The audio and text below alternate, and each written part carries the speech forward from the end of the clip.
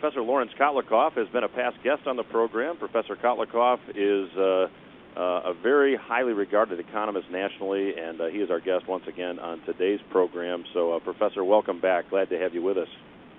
It's my pleasure. Professor, we are recording this the day before the sequester deadline, so to let our listeners know the timing of this interview, give me your take, if you will, as to what's going on in Washington. We're hearing that children are not going to get immunizations. We're hearing that our defense will be inadequate if all these cuts actually come to pass. What's your opinion? Well, no question that whatever is being done is being, if you're going to cut, you should cut intelligently, not stupidly. Leave it to Congress and the President and the administration, and not just the President, but others, to do things as stupidly as possible. Maybe that's too strong, but sure looks at that way. But the reality is that this is mostly a sideshow to develop an excuse to actually not cut that much in overall terms. And we had a big sideshow in sight and came up with an excuse for not raising taxes that much. So we're talking about a country, our country, that's entirely bankrupt, that's got a fiscal gap separating all the projected spending and all the projected taxes of $222 trillion, and this is measured as the present value. So this is our true debt, $222 trillion. We've got $11 trillion official debt. All the focus is on the official debt. All the unofficial debts, which are quite real, in many ways more real, like paying my Social Security benefits when I retire, and that's going to start kicking in. The benefits, at least, will start kicking in 8 years for me. They're off the books. So all these obligations, Medicare, Medicaid, and Medicare benefits I'll be getting, for example, not counted. So those obligations are growing dramatically, even while the official debt is growing a little bit more slowly than it did a few years ago. So we have this enormous problem facing the country. The politicians are looking at the molehill, not the mountain of it, and they're not even doing enough to deal with the molehill. So that's the reality. This is an excuse. This whole fight about sequestration and claiming it's going to kill the economy and the fiscal cliff, this is all an excuse by current generations to leave an even bigger bill for future generations.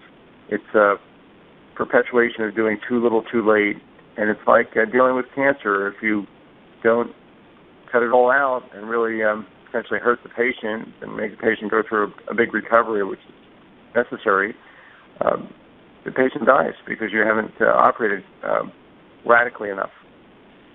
Professor, you have put forth plans that you have dubbed the Purple Plans. I'll let you explain to the listeners how the name was derived, but you've put forth solutions from the perspective of an economist rather than a politician, which I think a lot of our listeners would find quite refreshing.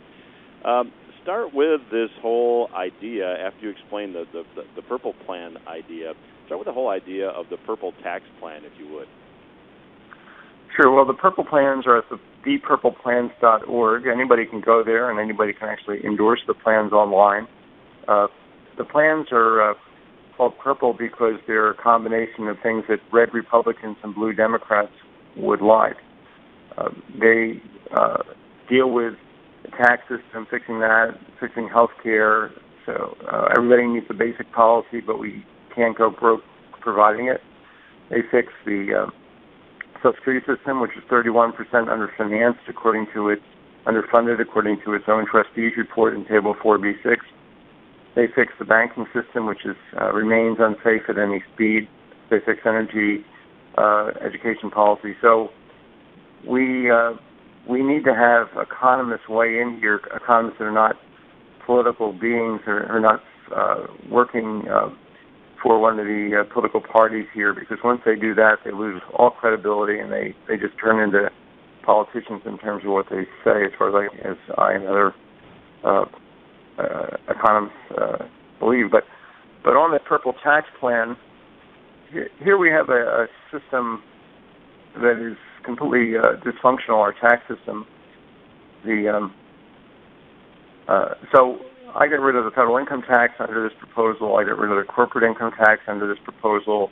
I get rid of the estate and gift tax. These are three dysfunctional taxes that are actually, hurting the economy in different ways. But this is not a right-wing or a left-wing proposal. So I put in place alternative taxes. One's a federal retail consumption tax, which taxes all consumption, including the consumption services from your mansions or yachts if you're rich. It also features a monthly payment that you get called a demogrant, which George McGovern spoke about. So there's a progressive consumption tax as part of with a rate of 15%. There's a progressive payroll tax with two rates, and the top rate is 15%. And there's a progressive inheritance tax. Top rate is 15%. So it's a 15-15-15 plan. It actually is more progressive, I believe, than the current tax system. I think it goes after the wealthy in a bigger way than the current system, those who have existing wealth. And here's the reason.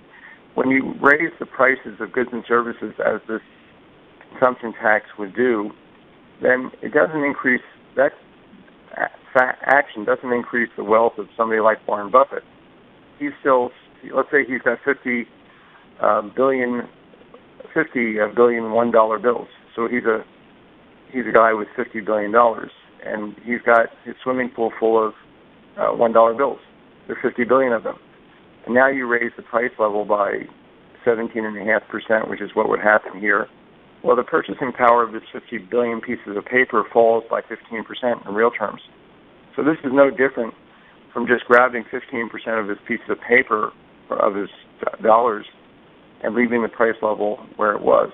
So what Democrats don't understand, and most Republicans don't either, is that when you tax consumption, you're taxing what's used to buy consumption, and that's two things, your wealth and your wages.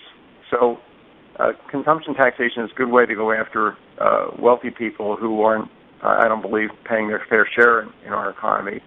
But nobody is killed under this policy. Getting rid of the corporate tax would, a lot of economists, myself included, think the corporate tax is actually highly regressive, that it actually falls on workers. Because when you raise the corporate tax, companies have the option of moving abroad. So the rich people who own the capital that's sitting in the corporations, they can just take it to a different country and not pay taxes on it, on the return to it. So when corporate capital leaves the country, it leaves the workers and their jobs behind, so the workers suffer a decline in wages. And you can imagine if we raise the corporate tax to 100%, what would happen to our country? We would really be in very bad shape.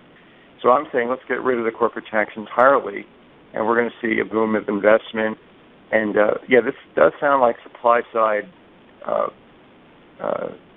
voodoo economics, but I think in general supply-side economics is pretty much voodoo. But this particular proposal, this particular aspect of the purple tax is actually something that I think would deliver much more investment in our country and much more wage growth and economic growth in general. Professor, we're going to have to leave it there for this segment, but we'll be back at Everything Financial Radio here on the Legacy Radio Network after these words. Stay with us.